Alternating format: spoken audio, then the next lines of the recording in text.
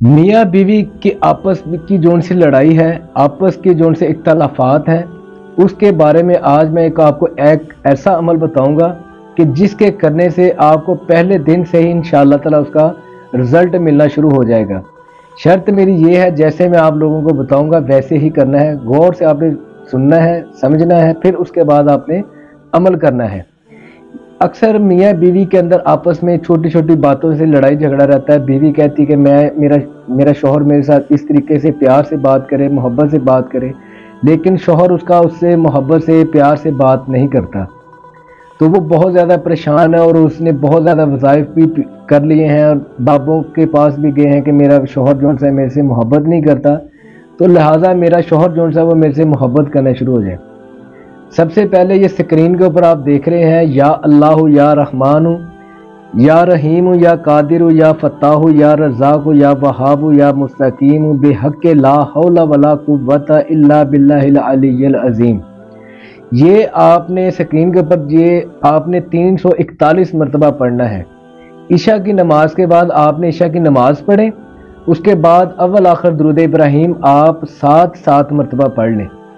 7 मरतबा पढ़ने के बाद ये 341 मरतबा पढ़ लें जो आपको स्क्रीन के ऊपर दिखाया गया था, या अल्लाह या रहमान या रहीम।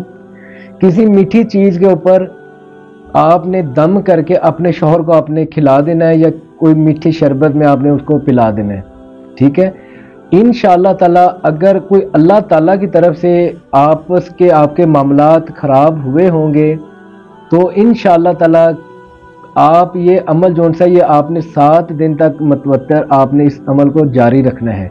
लेकिन इस अमल से पहले दिन से ही अल्लाह ताला आपको कामयाबी अता फरमाने लग जाएंगे और आपका जो सा घर है वो प्यार मोहब्बत से भर जाएगा, खुशियों से भर जाएगा।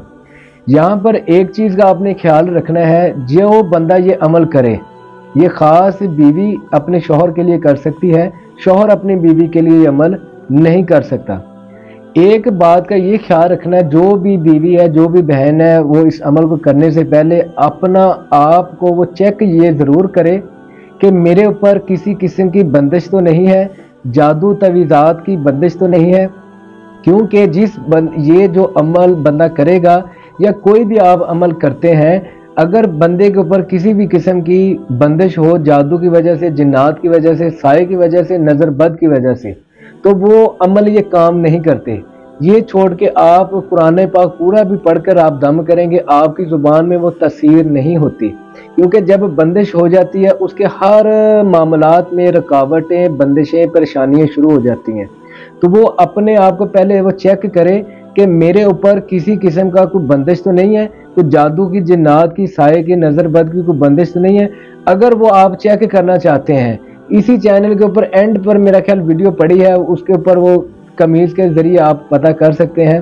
वो बहुत ही मुजर्रब अमल है, वो आप वज़ू करके वो उस अमल को आप करेंगे, इंशाअल्लाह ताला आपको पता चल जाएगा कि आपको रूहानी तौर पर तो कोई मसला नहीं है। अगर आपको ऊपर कोई रूहानी तौर पर मसला नहीं है तो आप ये अमल करेंगे, पहले दिन ही आपको फ़र्क पड़ेगा।